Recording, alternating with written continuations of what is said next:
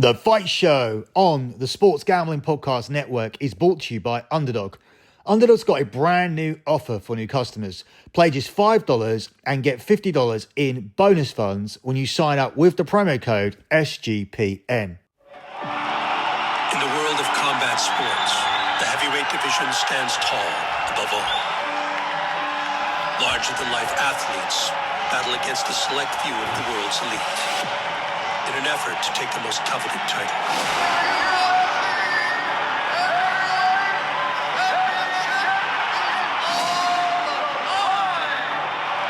Regarded as the baddest man on the planet, the king of the heavyweights is feared and revered. Oh my God, he is a monster! The UFC's heavyweight division paints a rich history with a tapestry of top talent. The championship lineage represents a decades-long war, contested by warriors. The ultimate title in combat sports, the heavyweight champ of the world. All vying for the throne. Champion of the world! On October 25th, the next chapter will be written as newly crowned champion Tom Aspinall puts his undisputed title on the line for the first time against former interim champion Ciryl Gane. He is a monster! The evolution of the modern-day heavyweight is perfectly displayed in the skill set of the ring. He's so fast, powerful. He can wrestle. He's got jiu-jitsu. He's got no reach areas. His devastating rise has seen him reach the pinnacle of the sport.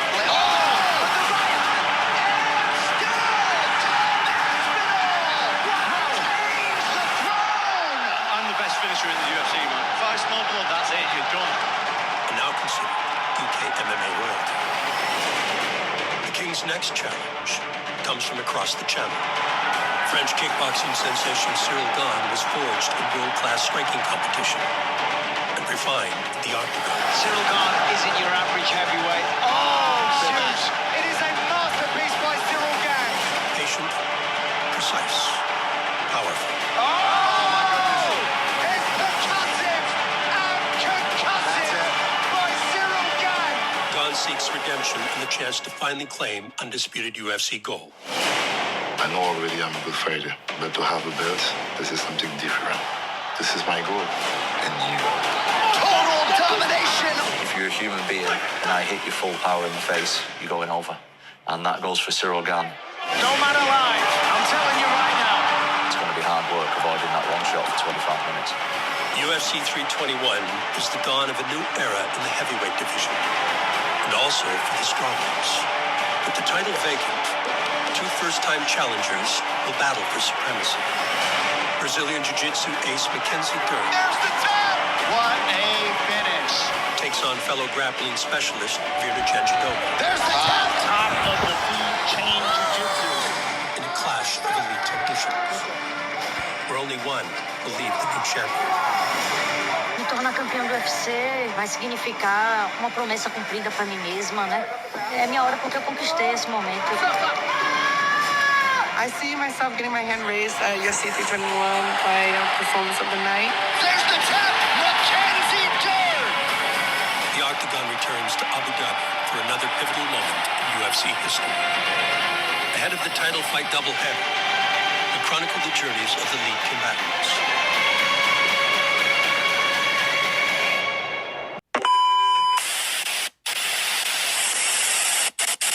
You are listening to The Fight Show here on the Sports Gambling Podcast Network.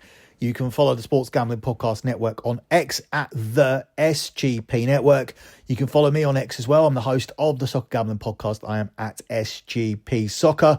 Also, be sure to follow my other social media, which is my Instagram at LockBetting. That is a hub for everything that I do. There you will find my free plays. You'll find all of my betting information videos. It's a place to contact me if you have any questions. And the thing you'd most likely want to ask questions about with me would be my lockbetting.com service. My service has delivered 148 months in a row. motto of transparent and track profit. It's transparent and track because all my spreadsheets are posted publicly, including the latest ones right there on the Instagram I just mentioned at Lock Betting. So there you'll find my latest spreadsheets. The latest 3 are pinned to the top of the page, including last month's monster spreadsheet, which was nearly 38 units, the second biggest month we've ever had.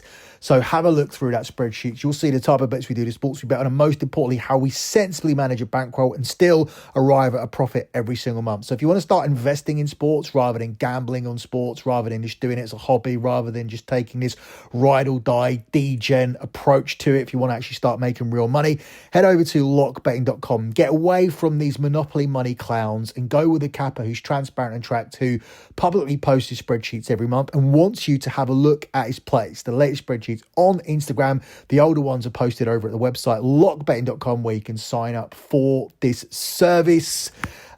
Be sure to check out the NBA Gambling Podcast, guys. We are now back into the NBA season and they are posting daily picks on their podcast. Tune into the NBA Gambling Podcast wherever you get your pods. Also, be sure to get that SGPN app. That's the easiest way to make sure you never miss any of the free picks or any of the free pods from anyone on the Sports Gambling Podcast Network.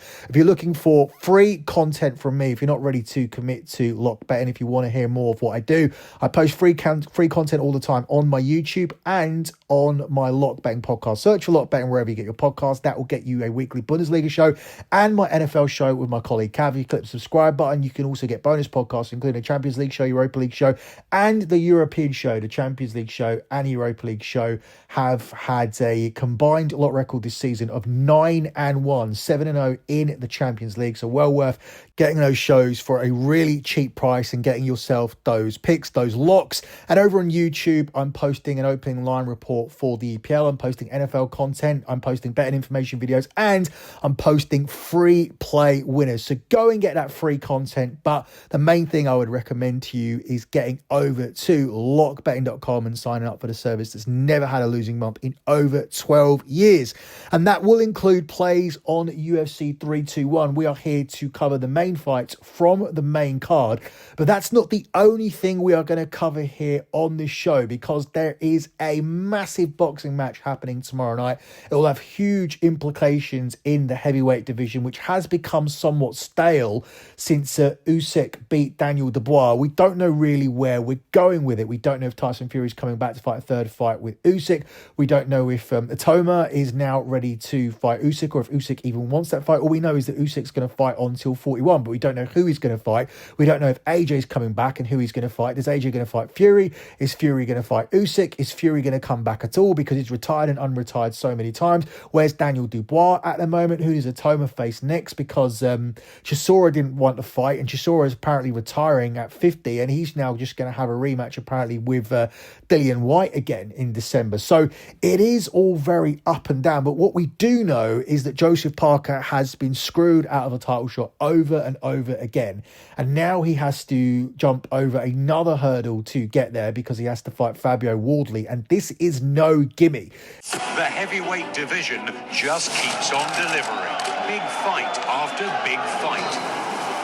And the stakes will be high once again, as Joseph Parker takes on Fabio Wardley at the O2 on October the 25th. It's going to be a fantastic fight. It's going to be exciting, and you're going to see it at the home of heavyweight boxing, The Zone, live.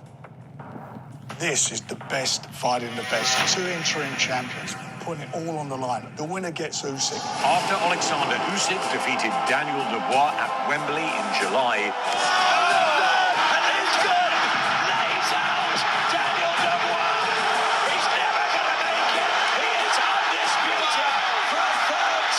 it seemed inevitable that Parker would finally get another shot at a world title, a chance that his recent resurgence deserves. I want to say, who's next? How do I fight for the world title next? How can I fight for the world title? I feel a little bit sorry for Joe in the fact that he's had the run of form that he's had, and I think he's the most deserving heavyweight on the planet, and I think he should be getting that shot, and I feel like he's been treated a little bit unfairly. But he's been made to wait by the undisputed champion. This is a big fight, and I know that everyone keeps talking about Usyk and that's who everyone wants to fight, but this is my Usyk now. The target's on him, and nothing else matters. Because if I don't get this right, there's no point talking about any other fight. While Parker's challenge for a second world title is on hold, it's another high jeopardy fight next. Fabio Wardley, the knockout artist with the highest KO percentage of any unbeaten heavyweight in the division. They call this round 13. They're taking it from the left off, and down goes Clark. It's over. Round 1 KO. Fabio Wardley's done it. War by name, war by nature. His last fight, he was well behind. He needs something to detonate on Hooney and stop the rhythm. And he showed what he's all about, how dangerous he is at any moment in the fight where he can find that equaliser. Heavyweight. Oh! From Fabio Wardley, and it just takes one shot. Oh my word! That is unbelievable. I don't profess to be any kind of Usyk, Justice Hooney, someone with all the skills, but one thing I do know how to do is win fights. The perception is this fight is that Parker has more to lose. Joseph Parker has more to lose. I think that's quite obvious because where he's been and where Wardley's come from, he's on the rise. I mean, he can still come back. It's a bigger road. It's a longer road back. But Parker almost has to risk getting knocked out. I feel like this one's going to go from the very first round. I don't think there's going to be a feel-out round. These guys are both big punchers. Neither of them can afford to lose. Wardley has now risen into the top 10 of the ring rankings and has earned his seat at the summit of the heavyweight division. For Fabio to step up and do what he's doing, with the amount of experience he's had, is unbelievable. You've got to take your hat off to him. The 30-year-old has had a unique rise in the sport, a late comer to the professional game at the age of 22 after a spell in white-collar boxing. I think it's probably unlike anything we've seen before. This guy first put on a pair of gloves at 20. He's almost making a mockery of the sport. That you can start boxing at 20 and be on the cusp of a world title shot. It's kind of crazy. He's an exception to the rule. People think they can follow him and it'll be almost impossible. Watching him learn on the job as a professional has been quite interesting and very, very enjoyable. I've got no questions about testing myself against the best in this division or in the world.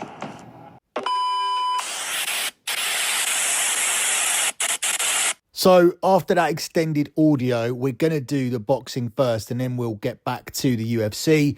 We're looking at this fight between Joseph Parker and Fabio Wardley, of course, where Parker's a 2-7 favourite to win it. It's 18-1 on the draw, and Fabio Wardley is a 3-1 underdog.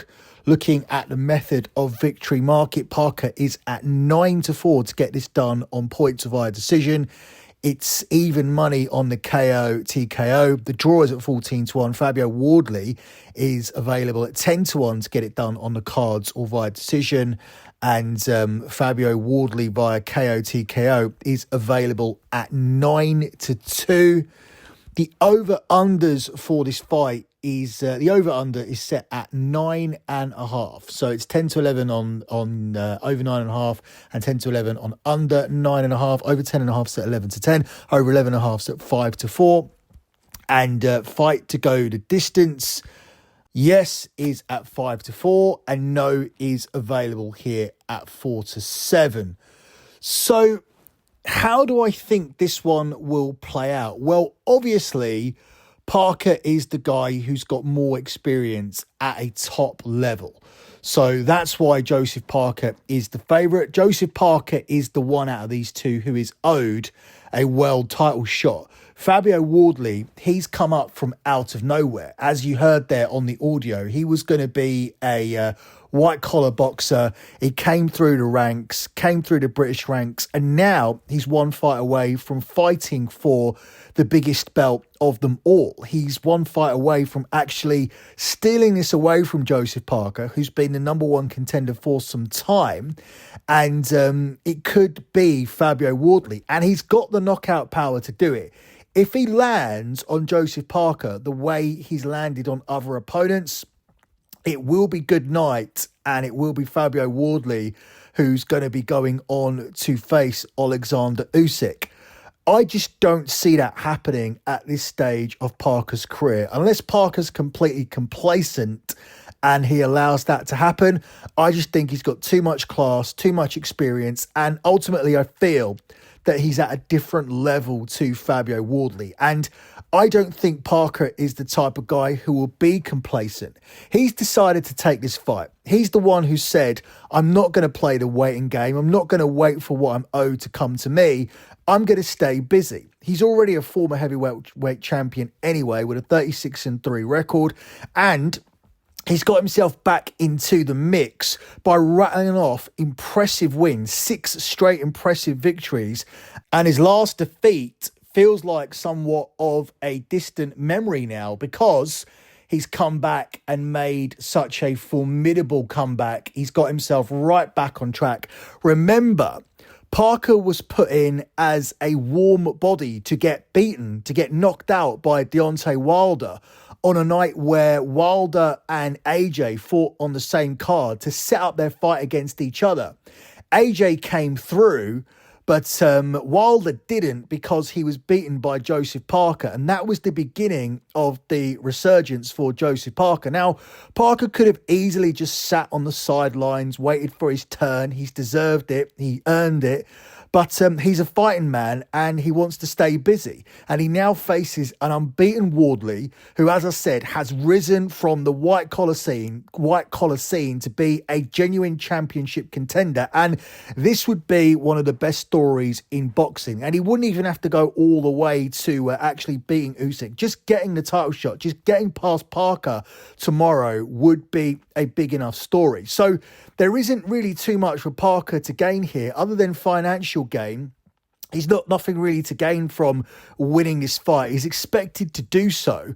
I do think it's a bigger risk than the moneyline price suggests. This is available around about somewhere between 1-3 and 1-4. I quoted it at 2-7 minus 350. I don't believe Parker should be that short, but I do believe that he will pick up the victory here because he'll have too much class, too much in his locker for Wardley. But anyone carrying the power that Wardley does is a dangerous opponent. 19 wins, no losses, 1 draw, and he has stopped 18 of his 19 victories. He had that draw with Fraser Clark, which many people felt he'd win, but he followed that up by knocking him out in the first round. So you went to a draw with somebody. There was a big rematch, a heavily hyped rematch for the British and Commonwealth titles, and you destroyed that opponent in a round. So why am I picking against Wardley? Well, it comes down to his fight against Justice Honey for me, who he was outboxed by for 9.5 rounds. Now, you could look at that and say that that is a marquee victory. That is a win. That is unbelievable evidence for how Wardley has power and carries that power even into the later rounds, keeping him unbelievably dangerous for the full 36 minutes. On that night, he landed with a perfect right and he flattened Honey, who was actually winning the fight and well on the way to taking it on the scorecards and completely derailing Wardley. But Wardley found the power, found the shot, found it in the 9th round, and or found it in the 10th round rather, and was able to put Justice Hunley's lights out, and that is what he's capable of doing. But I just don't think that Parker's going to leave himself wide open for that shot. It's been a fascinating journey for Wardley as he's gone up the levels. Sentimentally, a lot of people will want him to win here, but at the same time, a lot of people don't want to go against Parker because you've got 2 guys that deserve it here. Parker has had an unbelievable turnaround. He has rebuilt his career, but he's been fobbed off time after time for more marquee opponents. Obviously, Usyk took the rematch with Fury. Then he took the Wembley fight with Dubois off the back of Dubois beating AJ. Suddenly, he became an established contender. There was supposed to be a fight between Dubois and Parker for the number 1 contendership, but Dubois pulled out. Yet he still ended up getting the fight with Usyk because it's obviously more marketable. So In the 13-month period up to February this year, Parker has recorded a unanimous victory over former champion Deontay Wilder. He outpointed Ciryl Gane, who's another heavy-handed fighter like Wardley, and he stopped a late replacement in Martin Bakole, who came in. Martin Bakole is a highly avoided fighter, and he stopped him in 2 rounds. That is a hot run for Joseph Parker, and whilst adding Wardley to the list doesn't really do too much for Parker, it does add a lot more weight to his cause. I think it's inevitable that he gets the shot if he wins this fight. Parker obviously needs to avoid that big shot. It must be said, he's always been quick to recover. He was hit clean by Ciryl Gane and managed to recover from that. So whilst Wardley's going to be dangerous, Parker isn't exactly easy to knock out. I don't think it's going to be as easy for him to land that one-shot knockout as it was against other opponents.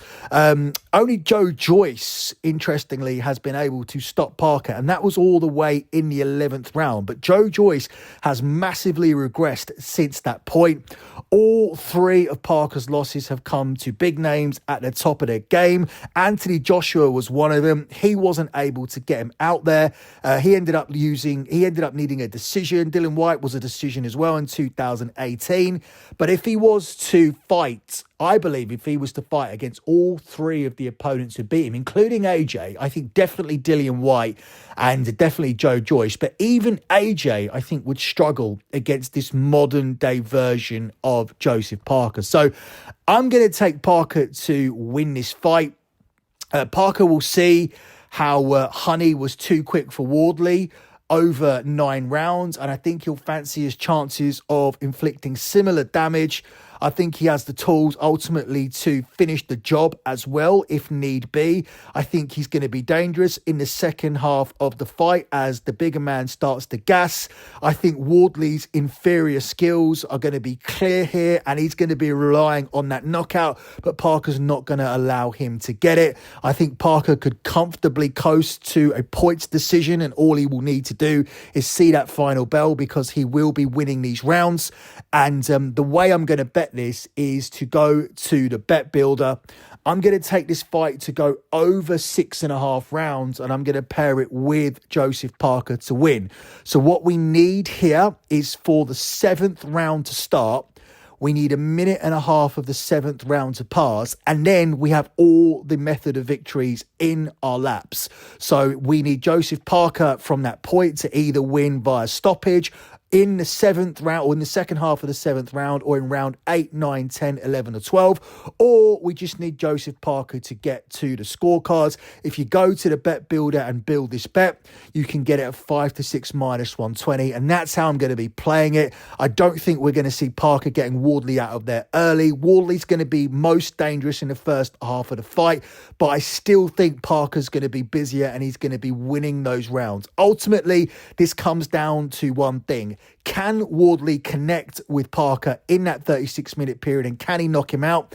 And he'll have to land a shot, or he'll have to maybe land multiple shots, because I don't think it's going to be a one-and-done situation with Parker, because his chin, I would argue, is stronger than Fraser Clark's, stronger than Honey's, and it's going to take a little bit more to get Parker out of there. It's going to take sustained damage. It's going to take the referee maybe stopping the fight because Parker's not able to fully recover from a Wardley shot. But if Wardley does land on you, even if it doesn't stop you there and then, it is going to do significant damage. So Parker is obviously going to want to avoid those shots, even though we can trust his chin, or even though he'll feel that he can trust his chin. But I don't think Wardley lands a shot. I think Parker frustrates him. I don't think he gets hit like Honey does. I think he'll look at those first 9 rounds and think that he can replicate that, and I think he will do. And there's even the possibility that he gets him out of there in the later rounds. So we are going to go to the bet builder, as I said. We're going to take Parker to win the fight. We're going to tack on over 6.5 rounds, and we're going to get that as our selection at the price of 5-6 minus 120. The UFC heavyweight champion. That's one of the most extraordinary accomplishments in all of sports. It's widely regarded as being the baddest man on the planet. I'm the undisputed champion. Now I want to be the best heavyweight ever. Tom Aspinall! The power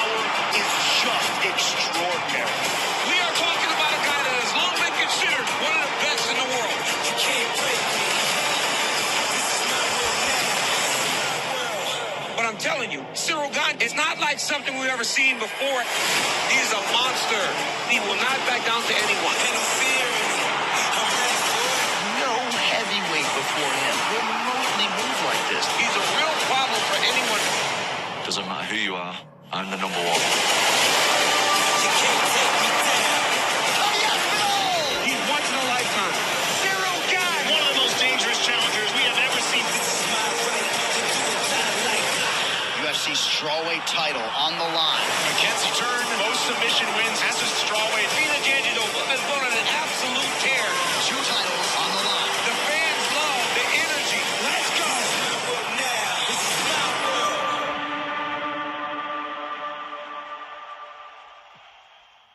The main and the co-main from UFC 321 from Abu Dhabi is what we are going to talk about next. Before we do so, let me take this quick pause to let you know we're brought to you by mybookie.ag. MyBookie is your place to bet on the UFC and everything else. Their motto is literally bet on anything, anywhere, at any time. So head over to mybookie.ag, use the promo code SGPN for 100% bet back bonus up to $500 for new customers. That's mybookie.ag and the promo code SGPN. Also brought to you by Novig. Novig is America's #1 sports prediction market. Novig is available in over 35 states. Download the Novig app and get $50 when you spend just $5 if you use our promo code SGPN. Get in on that action with Novig. We're also brought to you by Underdog. Underdog's a great place to play fantasy pick'em, where you can win up to 500 times your entry. Take advantage of their brand new offer for new customers, where you can play just $5 and get yourself $100 in bonus funds when you sign up with the code SGPM. Also, be sure to check out Rhythm, who are crushing it in college football and the NFL with their picks and props. They're also giving away weekly cash prizes just for tracking your bets in the app. Simply track 5 bets of the same type from any model that you build, and you could win $1,000. So check out Rhythm and use our promo code SGPN25 when you download the Rhythm app, which will get you 25% off your first month. So download Rhythm, which is spelled RITHMM, and use the promo code SGPN25 for 25% off your first month. So we're on to UFC. We're on to UFC 321. We'll begin with the main event. And I keep looking at this line and feeling like it's disrespectful to Ciryl Gane. Ciryl Gane will ultimately be judged on his attempts to be champion. And he failed against Francis Ngannou, and he failed against John Jones. The John Jones one, for me, isn't as bad. Yes, Ciryl Gane froze. Yes, he wasn't a threat. Yes, he got stopped in the first round. He got submitted. He got dominated from minute 1. But that's the greatest fighter of all time in the eyes of many. The manner of victory against Francis Ngannou was very concerning. The narrative going into that fight was essentially, if you can survive the first couple of rounds with Francis Ngannou, then someone like Gane should take over with their wrestling and just dominate the late stages and coast to a decision victory, if not maybe a finish, because Ngannou cannot fight 5 rounds. Ngannou won via decision. Ngannou won some of the wrestling exchanges with Ciryl Gane. That should have never happened. Going into that fight, Gane was the undefeated fighter. He still comes in here with a better record than Aspinall, I would say, on paper. Aspinall's 15-3. Gane is 13-2. Aspinall coming in with a 75% knockout ratio, winning 25% of his fights by submission. So, never gone to a decision, not expecting one here. But off the back of losing those title fights, that's why you're seeing Gane as such a significant underdog here at 3-1, while Aspinall is priced up at around about 1-4, minus 400. And I can't see any value in Aspinall at those odds, even really as a moneyline piece, because at the end of the day, this is a heavyweight fight. And there's always a path to victory in a heavyweight fight. But as I break this down, the path for Ciryl Gane to win this fight is very difficult. And I feel this could look very much like the John Jones fight. So as much as I respect Ciryl Gane, and I look at this straight away and think, wow, Tom Aspinall, a 1-4 -400 favourite against Ciryl Gane. That doesn't look right. I would probably have this closer to -250, -280. But then when I actually break down the fight, how am I giving it to Ciryl Gane? How does Ciryl Gane win this? I guess potentially taking it to 5 rounds, being able to empty out Tom Aspinall's gas tank, being able to win those late rounds and being able to potentially take the fight on the scorecards. I think that would be the only way. But that for me is a big reach. I think what this is pointing towards is Tom Aspinall winning this fight and getting it done via TKO KO, and getting it done early, getting it done inside those first 7.5 minutes. So the over-under at 1.5 is completely right. 10-11 on under, 10-11 on over. And I just feel that Aspinall will get this done in under 1.5, either in the first round or early on in the second round. This fight will ultimately probably take as long as it takes for Aspinall to get Gane down. Gane has power, and in the heavyweight division, you're always going to have a puncher's chance with that kind of power. But he's not really a one-hit quit guy. He hasn't really stopped people in that way. Aspinall is patient. He'll find his opening, whether it be on the feet or by taking Ciryl Gane down to the ground. Aspinall can obviously end the fight at any time with a single punch, but he is taking on a kickboxer and a multi-time contender here in Gane, who is probably technically the better striker. That's not a situation that Aspinall finds himself in very often. But the big discrepancy between the two does lie in the ground game, where Aspinall will be light years ahead of Ciryl Gane. So a submission is very much in play here, or a ground and pound finish. I look for Aspinall to use his striking before bull rushing his way to a takedown. And if that does happen, that will be the end for Ciryl Gane. But I'm not going to throw the method of victory into this, although it would obviously make the price better. I'm just going to keep it simple and say that Aspinall does what I said he needs to do inside the first round and a half. So this isn't a strong play for me. I'm actually higher on the co-main event, the women's fight. So I'm going to talk about that in a second, but I am going to give out a play for everything here, or at least the lean. And you obviously want one for the main event, and my one's going to be on under 1.5 rounds here. And you can extract more value in a bet builder by pairing that up with Tom Aspinall to win, which gets you on the right side of plus money. But I wouldn't be looking at a method of victory, because when he gets him down, this could come via ground and pound, or this can come via submission, or of course, as I said, Aspinall could land that shot on the feet and he could end it that way. He is dangerous like that. He's probably more dangerous than Ciryl Gane when it comes to delivering your one hit and quit home run shot. But yeah, I think under 1.5 rounds, football on my mind there. 1.5 rounds is the safest way to play this.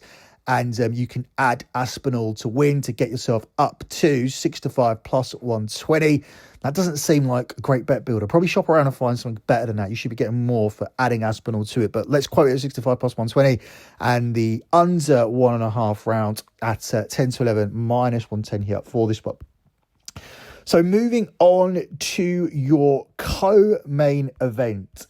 This is a 5-round title fight and a rematch as Virna Jandiroba takes on Mackenzie Dern. Jandiroba is the underdog here to win this fight at the price of 5-4. Mackenzie Dern is available at 4-6 minus 150. The over-under for this fight is set at over 4.5 rounds, with the over at 7-10 and the under priced up at even money plus 100. You can just take this down to will the fight go the distance, yes or no, if you're looking to extract a little bit more value from this fight. By taking this one to go the full distance, you'll get yourself the price of 4-5 minus 125 over that price of 7-10. So how will this one play out? Well, my strongest play, probably my strongest play on this podcast, and this will be the lock, by the way, on this show, is simply to take this one to go the distance. I don't think we are going to see a finish here between these two ladies. I believe they will go all of the way. The danger is the fact that both Dern and Jandiroba are submission specialists. So if either woman manages to secure a dominant position, particularly a back mount, it could end very quickly, and this would be a losing selection and a losing lock here on this show. Indeed, also a danger could be a well-timed armbar, a choke, an attempt in transition, and that could blow your bet up. But given the toughness and the style here in this matchup, I do believe we will manage to get to the window with the over here for this play. Both women, I think, are incredibly durable. This is definitely an even matchup. That will lead to a long competitive fight. And with this being in the women's division, the statistics are in your favour when it comes to quite even matchups between two durable women. They often find their way making it all the way to the distance. And that's obviously more so the case when you're looking at 3-round fights. But I'm not worried about the championship rounds. Looking at the first meeting back in 2020 during COVID, you can go back and watch it back in the days where nobody was there. On that particular night, Mackenzie Dern managed to edge out a close unanimous decision. But the most significant thing from that fight was the fact, well, at least for this bet, was the fact that neither came anywhere near to finishing the other. There was no sign of a finish there across those first 15 minutes. So we have to navigate an additional 10 minutes. But looking at those 15 minutes, if we get a repeat of that, which was essentially brawling with striking and limited grappling, then we are in a solid position to cash this selection. If we fast forward to this weekend, you're looking at two improved fighters. In Jandiroba, she has developed sharper boxing and better defensive movement, which is obviously good for our play. Whilst Mackenzie Dern, she has better striking now and her cardio has come a long way, so she's not going to gas out over the 5 rounds. But at their cores, they're still grapplers who neutralise each other on the ground. Jandiroba has never been finished, and we're looking at a 25-fight career, while Dern, despite her reputation as a submission specialist, she has shown serious grit and recovery, and she's had some real wars. And I expect this to actually end up being a tactical, grind-heavy championship fight. Not particularly entertaining, but we don't care. It's entertaining when you're cashing. This is going to be about positional control, cage time, and it's not going to be about highlight reel moments. We don't want any because we are on the over.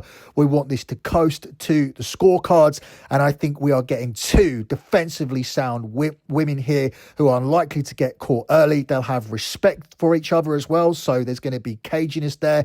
They're going to be looking to avoid each other's submissions. They're going to avoid taking reckless chances. And with the first fight going to decision so easily, I'm confident about the additional 10 minutes. And I love the price here. I think it should be short. So your lock here on the show is from the co-main event at UFC 321 as we take Jandiroba and Mackenzie Dern to go to the scorecards at 45 minus 125. That's it for me and this edition of The Fight Show. But if you are looking for official plays for all of the boxing that takes place tonight and all of UFC 321, including the prelims, plus NFL this weekend, plus soccer, plus everything that we do, all the plays that go towards the spreadsheets that have delivered 148 months in a row of transparent and track profit, head over to lockbetting.com and grab yourself the ultimate pack. What are you waiting for? You cannot dispute the fact that this is a fact. It's verified by existing members. We publicly post the spreadsheets every single month. They are right there on Instagram at lockbetting, pinned to the top of the page. You can see the type of bets we do, the sports we bet on, and how we manage a bankroll. This is a real thing. This is a real service that hasn't been defeated for over 12 years in a single month. The only thing dissuading you is yourself and your PTSD, and that comes from following clowns, following frauds, following monopoly money used car salesmen on X or wherever else you found them. Doc Sport won't make you money. The Action Network won't make you money. Nobody on VSiN's going to make you money, but I am genuinely making people money. So don't let your past PTSD, the damage that you've suffered from tailing frauds who sold you one thing and didn't deliver, put you off trying out this service at least for a month. It's delivered, it's verified by existing members, the spreadsheets are there. And if you're listening to this show, you've probably listened to other shows as well. Don't forget, at one point this year, this show was on an 8-win lock run, which included taking Terence Crawford to beat Canelo Alvarez, which he did comfortably. So you've had the free content, now come over and get the rest of the play. Make some serious money by investing in sports rather than gambling on sports by heading over to lockbetting.com. That's it for me. Good luck with all of your bets as always, guys, and thanks for listening.